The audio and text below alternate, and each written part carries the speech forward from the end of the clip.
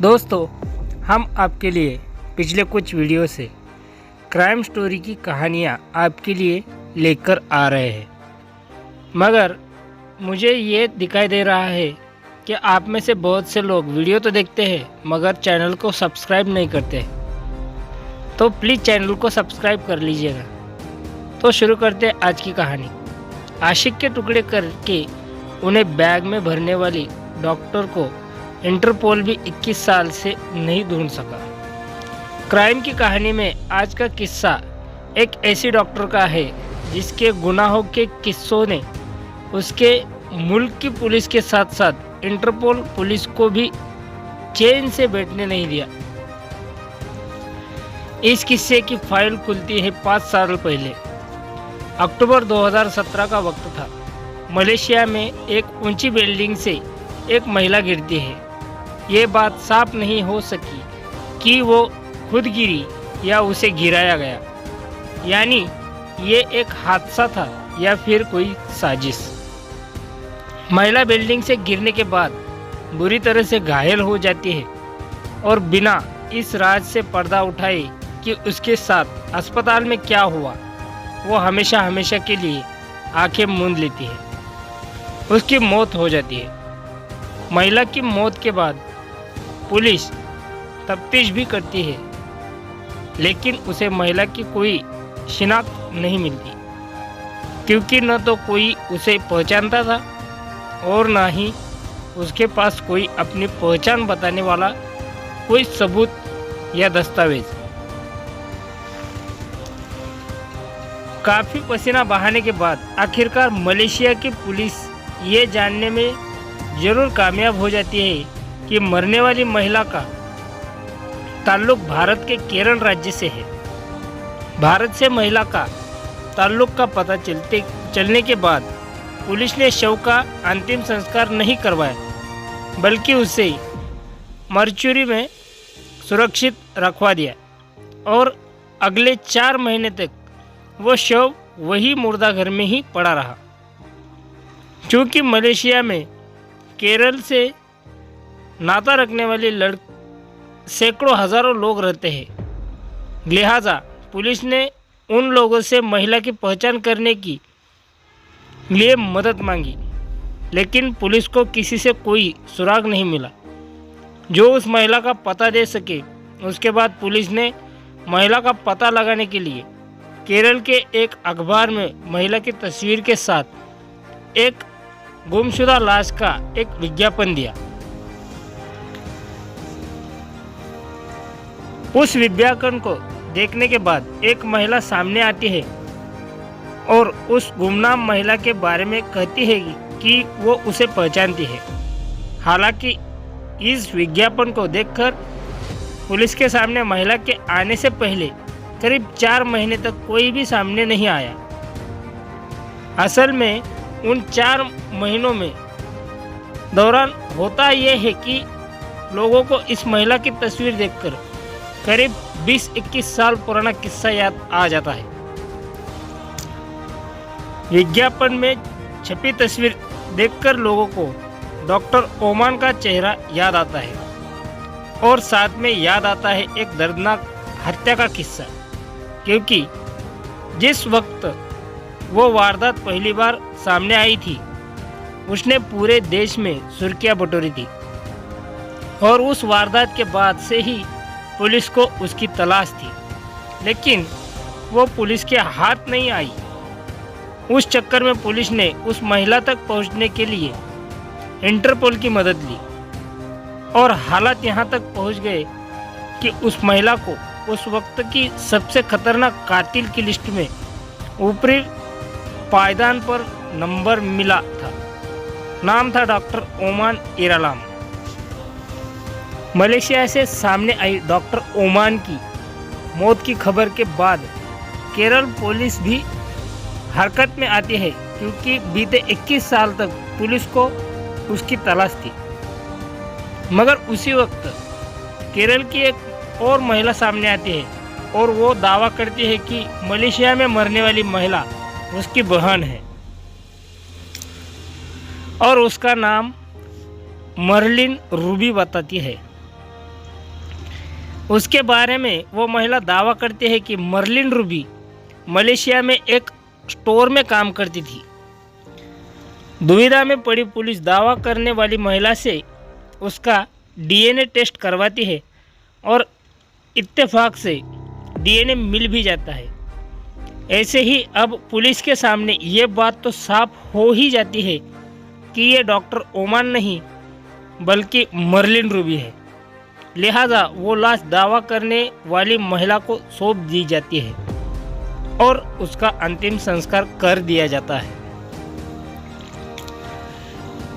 हालांकि उस महिला की पहचान सामने आने के बाद डॉक्टर ओमाना का किस्सा फिर दब गया और पुलिस ने ये मान लिया कि डॉक्टर ओमाना अब भी फरार है और यहीं से डॉक्टर ओमाना की कहानी एक बार फिर जिंदा हो गई। लोग उसके बारे में बात करने लगे। सवाल उठना लाजमी था कि आखिर ये डॉक्टर ओमान कौन है और आखिर क्यों उसे केरल की मोस्ट वांटेड क्रिमिनल का दर्जा दे दिया गया।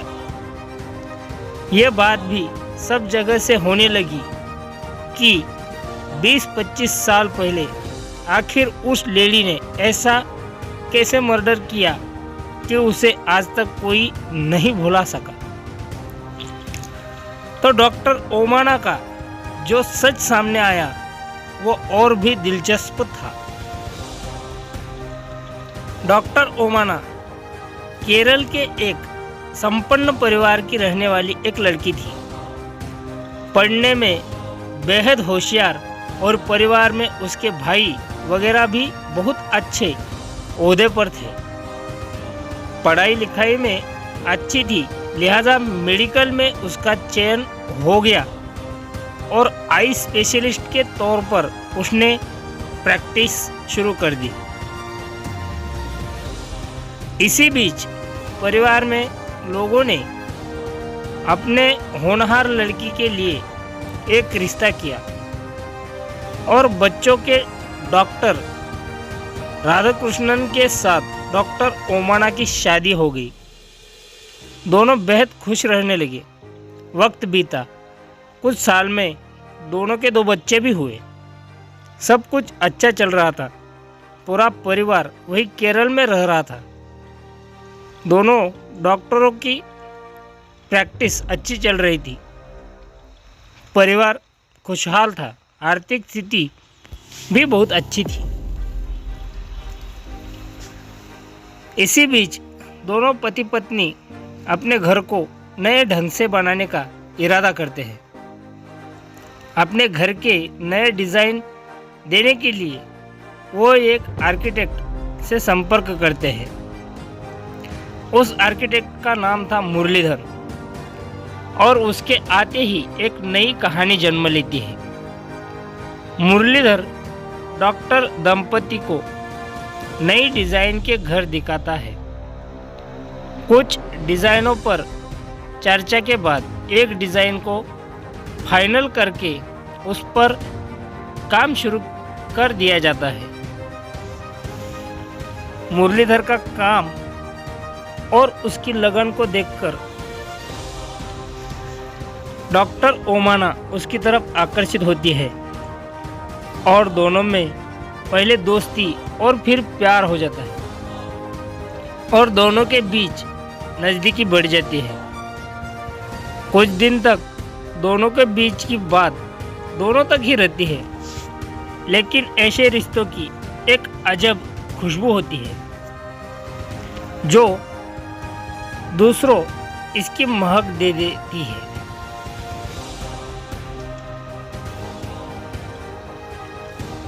जाहिर है दोनों के रिश्तों के बारे में अब खुसर पुसर शुरू हो जाती है। जाहिर ये बात डॉक्टर राधाकृष्णन तक पहुंची। डॉक्टर राधाकृष्णन ने समझाने की कोशिश की, लेकिन प्यार में पागल हो चुकी डॉक्टर ओमाना ने अपने पति की बात नहीं मानी। अब बात इस कदर आगे बढ़ गई कि नौबत तलाक की आ गई। डॉक्टर राधाकृष्णन ने आखिरकार अपनी बीवी को तलाक दे दिया, लेकिन दोनों बच्चों को अपने पास ही रख लिया। अब डॉक्टर ओमाना पूरी तरह से आज़ाद थी। कहानी में आगे बढ़ने से पहले फ्रेंड्स, आपको मेरा निवेदन है कि चैनल को सब्सक्राइब कर लीजिएगा, वीडियो को लाइक करिए और अपने दोस्तों के साथ शेयर करिएगा। मुरलीधर ने खुलकर मिलने की वजह से उसकी बात पूरे शहर में फैल गई और देखते ही देखते उसका क्लिनिक भी खाली रहने लगा। पेशेंट भी अब उसके पास नहीं आते थे। लिहाजा डॉक्टर ओमाना ने अब मुरलीधर पर शादी करने का दबाव डालना शुरू किया।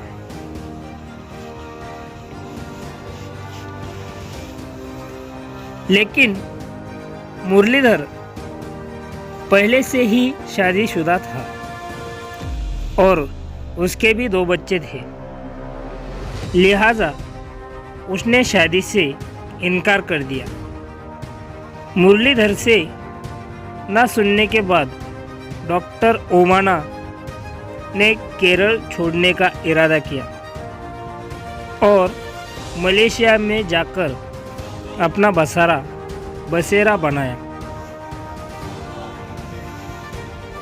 फ्रेंड्स, आपको हमारी कहानी कैसी लगती है हमें कमेंट करके ज़रूर बताइएगा। बढ़ते हैं कहानी में आगे। मलेशिया पहुंचकर डॉक्टर ओमाना ने एक क्लिनिक में नौकरी शुरू कर दी। मलेशिया जाने के बाद भी डॉक्टर ओमाना ने मुरलीधर के साथ संपर्क नहीं छोड़ा, बल्कि दोनों लगातार एक दूसरे को फ़ोन करते और एक दूसरे के संपर्क में बने रहे। अब मुरलीधर थोड़ा लालची भी हो गया था और वो डॉक्टर ओमाना से पैसे तक मांगने लगा था। तब डॉक्टर ओमाना ने मुरलीधर को एक ऑप्शन दिया।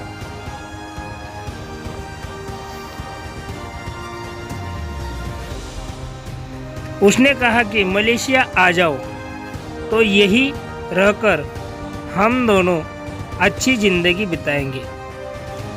अब डॉक्टर ओमाना ने अपना नाम बदल लिया और केरल में अपने ही एक जानकार से मिलकर उसने अपना नाम अमीना बिंदे ओबेदुल्ला कर दिया और मुरलीधर को भी एक मुस्लिम नाम दिया और दोनों के दस्तावेज बनकर तैयार हो गए और दोनों मलेशिया पहुंचकर पति पत्नी के तौर पर रहने लगे।